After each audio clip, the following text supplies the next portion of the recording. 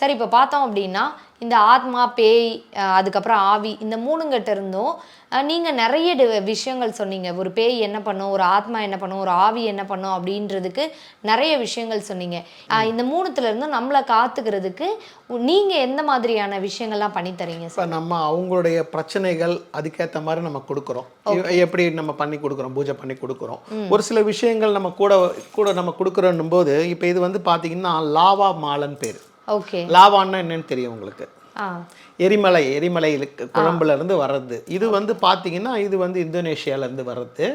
இது வந்து இதுல வந்து செய்யப்பட்ட மாலை, இந்த லாவாக்கல். ஸோ இது வந்து ஒரு அற்புதமான ஒரு சக்தி உள்ளது.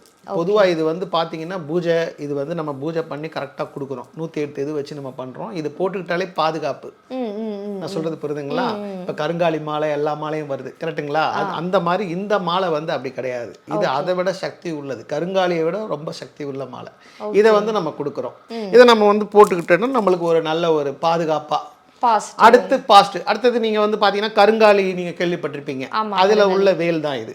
ஓகே. இது நம்ம அப்படியே கொடுக்கறது கிடையாதுமா. இது வந்து பூஜை பண்ணி இதில் ஓம்னு இருக்கும். இதில் பூஜை பண்ணி முருக சக்தி உள்ளவங்க, முருக பக்தர்கள் நிறைய பேர் இருக்காங்க, நம்ம கேள்விப்பட்டிருக்கோம் இல்லையா? அவங்களுக்கு எல்லாமே நான் மெயினாக தான் கொடுப்பேன்.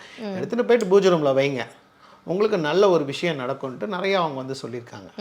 நான் சொல்றது புரியுதுங்களா? அப்புறம் பார்த்தீங்கன்னா ஸ்ரீ சக்கரம்னு கேள்விப்பட்டிருக்கீங்களா? ஸ்ரீ சக்கரம் கேள்விப்பட்டிருக்கேன். இது வந்து பார்த்தீங்கன்னா செலனைட் ஸ்டோனில் செய்யப்பட்ட ஸ்ரீ சக்கரம். இந்த ஸ்ரீ சக்கரம் வந்து ரொம்ப பவர்ஃபுல். இதுவும் வந்து நம்ம பூஜையில் வைக்கிறோம். இப்போ நம்ம கொடுக்கறதுல சிம்பிளா பூஜையில் வந்து நீங்கள் இதை வைங்க, வச்சுட்டு நீங்கள் வழிபாடு பண்ணீங்கன்னா நல்லா இருக்கும் அப்படின்றத நம்ம சொல்கிறோம். சொல்லும்போது கண்டிப்பாக அவங்களுக்கு நல்ல விஷயங்கள் நடக்குது. ஏன்னா இந்த ஸ்டோனே வந்து ஒரு தெய்வீக சக்தி உள்ளது. செலனைட்டுன்னு பேர், நீங்கள் நெட்டில் போட்டிங்கனாலே வரும். ரொம்ப அற்புதமான சக்தி உள்ளது. ஸோ அதில் வந்து நம்ம இதை பூஜை பண்ணி நம்ம கொடுக்குறோம்.